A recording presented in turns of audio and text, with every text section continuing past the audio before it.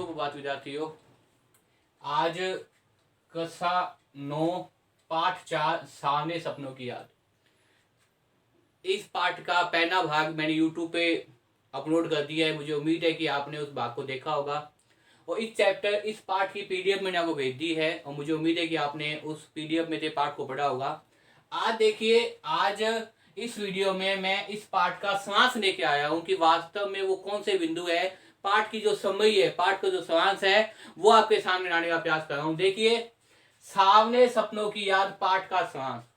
सामने सपनों की याद मैंने पहले बताया था आपको कि इससे पहले जो YouTube पे वीडियो अपलोड की जो बताया था कि सामने सपने का मतलब एक ऐसा सपना जो वास्तव में क्या बहुत अच्छा है। और साथ में इसमें कौन थे, एक पक्षियों से प्रेम करने वाले व्यक्ति कौन थे भाई, अपने सानिम अनी के बारे में बताया गया है। और सानिम अनी के अलावा पूरा जो उसको ध्यान में रखकर यह जो पाठ है वो लिखा गया है। इसका साथ देखिए, पहला बिंदु कौन सा है, अंतहीन यात्रा।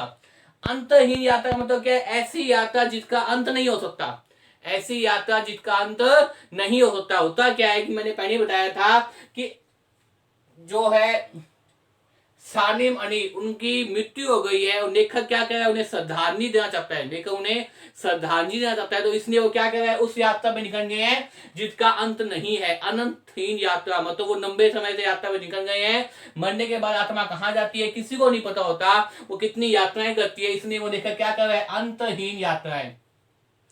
दूसरा बिंदु देखिए, सामने सपनों का महत्व। सामने सपनों का महत्व, व्यक्ति हमेशा कोई ना कोई सपना देखता है। अगर व्यक्ति को आगे बढ़ना है, आगे बढ़ने की चाह ही व्यक्ति को करती है, अच्छे काम करने के लिए प्रेरित करती है।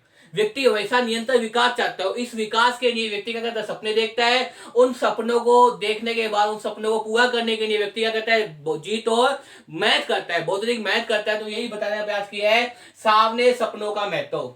तीसरा देखिए, सानिम अनी का पक्षी प्रेम व्यक्तित्व। मैंने बताया था सानिम अनी जो है वो पक्षियों से विशेष प्रेम करते हैं और उनकी नई नई खोजें करना, उनका उपचार करना, उनके चित्र खींचना, उनके फोटो खींचना, ये उनके शौक है। और व्यक्तित्व मैंने पहले बताया था, उनका व्यक्तित्व कैसा है, किसका, सानिम अनी का व्यक्तित्व कैसा है, बहुत ही प्रभावशाली है। सानिम अनी का व्यक्तित्व कैसा है, बहुत ही प्रभावशाली है, प्रभाव दिखाने वाला है। और पाठ में बताया गया है कि कैसे उसका व्यक्तित्व था, कैसे उसका वो का व्यक्तित्व था, कैसे उसका मजबूत सही था, उसकी वेशभूषा बताया गया, जिससे आप सानिम अनी के बारे में जान सके, समझ सके।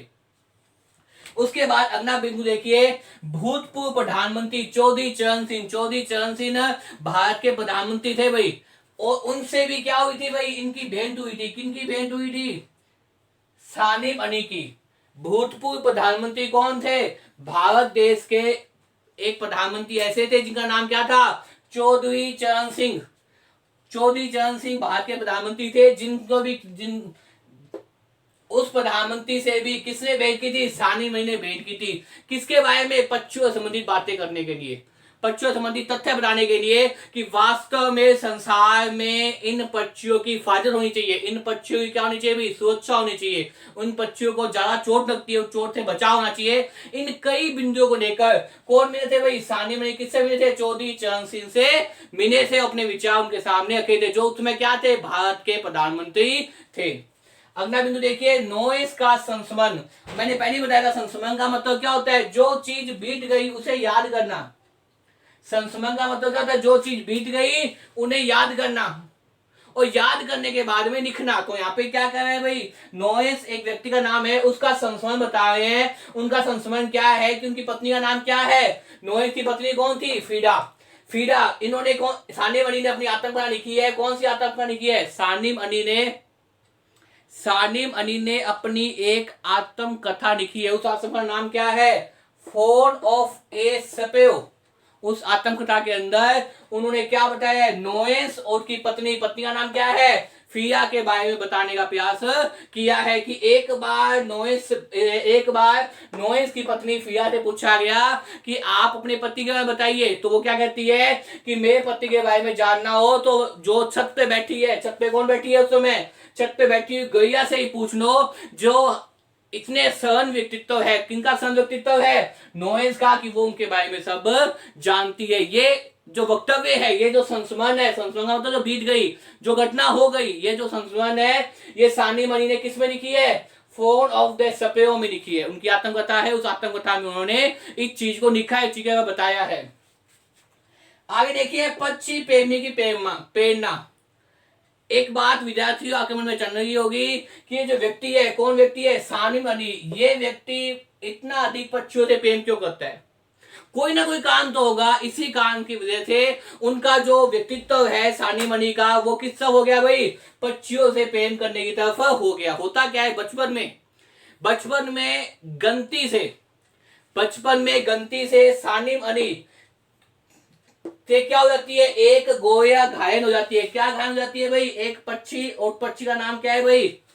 बचपन में गलती से सानी मनी से कौन घायल हो जाती है? एक गोया घायल हो जाती है। उस गोया का नाम क्या है भाई? उस गोया के घायल होने के बाद में उस गोया का वो क्या करते हैं? उपचार करते हैं। वहीं से उन्हें पक्षियों के प्रति प्रेम जागृत हो जाता है। वहीं से उनके मन में क्या होती है? पक्षी प्रेम की धारणा उत्पन्न हो जाती है, जो आगे आगे बढ़ते जैसे जैसे सानी मनी बड़े होते हैं, वैसे वैसे उनके मन में क्या है? पक्षियों के प्रति प्रेम करने की धारणा विकसित होती है, विकास होता है। अंततः क्या है? जीवन भर वो क्या करते हैं? पक्षी प्रेमी बन जाते हैं। विभिन्न पक्षियों का उपचार करते हैं, उनकी फोटो खींचते हैं, उनके बारे में जानकारी इकट्ठी करते हैं, उनके बारे में जानकारी लिखते हैं। तो बचपन में क्या हुआ था? पक्षी प्रेम की प्रेरणा बचपन में सानी मनी से गलती से क्या हुई थी? एक पक्षी कौन? गोया घायल हो गई थी।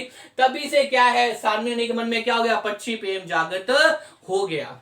उसके बाद में क्या है? नंबर 7 अंतिम बिंदु इस पाठ के समास का, वो क्या है? जटिल व्यक्तियों के लिए एक पहेली। सानी मनी हमेशा जटिल व्यक्ति का मतलब क्या होता है? ऐसे व्यक्ति जो वास्तव में क्या हो? सर ना हो, चनाक हो, चटु हो, ऐसे व्यक्तियों के लिए हमेशा से एक पहनी कौन बने हुए हैं? पहनी बने हुए हैं। सानी मनी का व्यक्तित्व क्या है? हमेशा से एक पहनी बना हुआ है। किन व्यक्तियों के लिए बना हुआ है? जटिल व्यक्तियों के लिए पहनी। ऐसे व्यक्ति, सानी मनी का बताया गया है कि ऐसे व्यक्ति जो वास्तव में क्या है? जटिल है, जो चटु है, जो चनाक है, उन व्यक्तियों के लिए सानी मनी हमेशा क्या बने हुए हैं? एक पहनी बने हुए हैं। क्योंकि उनका व्यक्तित्व क्या है? बहुत अधिक सहन है, बहुत अधिक अच्छा स्वभाव है, पक्षियों से प्रेम करते हैं, उनके बारे में जानकारी जुटाते हैं। उस जानकारी बताने के लिए किससे मिल जाते हैं? प्रधानमंत्री चौधरी चरण सिंह से भी मिल जाते हैं। इस प्रकार से ये क्या है? आपके पाठ का समास है, आपके पाठ का समय है। इस वीडियो को देखने के बाद में मुझे उम्मीद है कि आपको ये पाठ में आ जाएगा, और इस वीडियो को देखने के बाद आप ये समझ पाएंगे कि वास्तव में सानी मनी क्या है? बचपन की एक गलती के कारण क्या है? पक्षी प्रेमी हो गई। क्योंकि गलती से क्या हो गया था? एक पक्षी गोया क्या हो गई थी? घायल हो गई थी। इस प्रकार से ये पाठ का समास मैं आपके सामने लेके आया हूं। इस समास को आप याद करने का प्रयास कीजिए, और इस समास को याद करने के बाद आप पुनः पाठ पढ़िए। मुझे उम्मीद है कि आपको ये पाठ समझ में आ जाएगा, जिसका नाम क्या है? सावने सपनों की याद। धन्यवाद।